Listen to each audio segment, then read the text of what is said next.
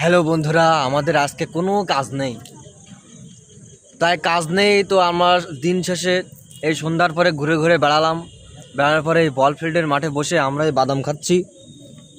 30 টাকার বাদাম কিনলাম, বাদাম কিনে খাচ্ছি। আপনারা যারা খাবেন দ্রুত বল ফিল্ডের কর্নারে চলে আসেন। তো কিছু বলো। আমাদের সন্ধ্যার পরে কোনো কাজ নেই, আর আমরা চাই একটু ঘুরে বেড়ানোর জন্যে ঘুরে বেড়াইছি।